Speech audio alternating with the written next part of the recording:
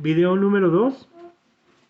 Al igual que Caín, parece como que Dios entrega al pecado a todos los que insisten en seguir pecando, sobre todo una vez que han sido confrontados y amonestados con su propio pecado delante de su maldad y aún así persisten en pecar. Esto lo vemos claramente que le sucedió al faraón de Egipto en tiempos de Moisés. Directamente Dios le mostró el pecado a faraón, le mostró su idolatría, le mostró su maldad. Y una vez que el faraón estuvo dispuesto a seguir en su pecado, en su obstinación, fue entregado a la rebeldía de su corazón y su corazón fue endurecido. Es decir, cada vez que escuchemos la palabra endurecimiento, significa que su conciencia es cerrada. Ya no hay nada en el corazón, en la mente, que pueda decir o que pueda mostrar la diferencia entre las cosas buenas y las malas. Directamente las personas que son entregadas al pecado y a una conciencia cerrada son personas que ya no pueden discernir ni diferenciar esa maldad. Entonces, ¿qué es lo que queda a ese tipo de personas? Seguir pecando, pecando y pecando y pecando hasta que llegue el día de su juicio y de su castigo. Esto también lo vemos que le sucedió a Sansón en su momento.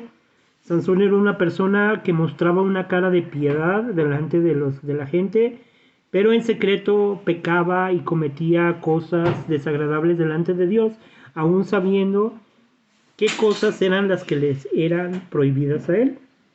Y llegó un momento en el que él mismo cosechó el ser entregado a su pecado y a juicio por causa de la maldad que Dios directamente ya le había mostrado a través de la palabra, a través de los profetas, a través de su conciencia, pero aún así persistía en seguir.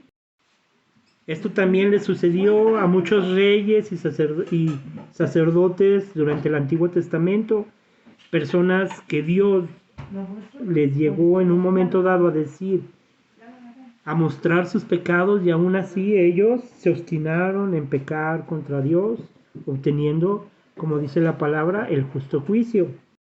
Lo mismo le sucedió a Judas en tiempos del Señor Jesús, ya que sabemos perfectamente que Judas robaba de los diezmos y de las ofrendas que tenían en común el Señor y sus discípulos.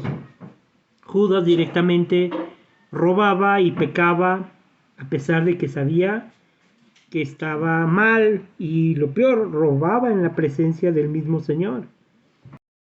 Esto mismo en tiempos más modernos le sucedió a Ananías y Zafira en tiempos de la iglesia primitiva, que guardaban pecado delante de la iglesia, delante de los hermanos, delante de la presencia de Dios, delante del Espíritu Santo, y cosecharon igualmente el fruto de sus pecados guardados, secretos, que aparentemente pensaban que nadie conocía ni nadie veía.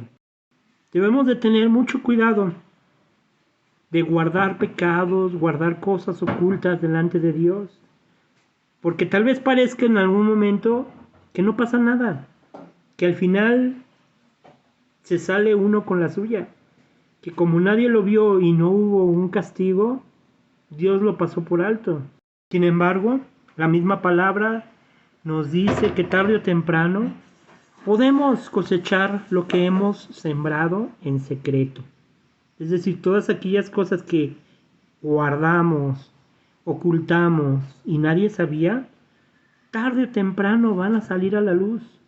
Son cosas secretas que van a salir y van a hacernos daño a nosotros y van a hacerle daño a todo el que esté alrededor de nosotros.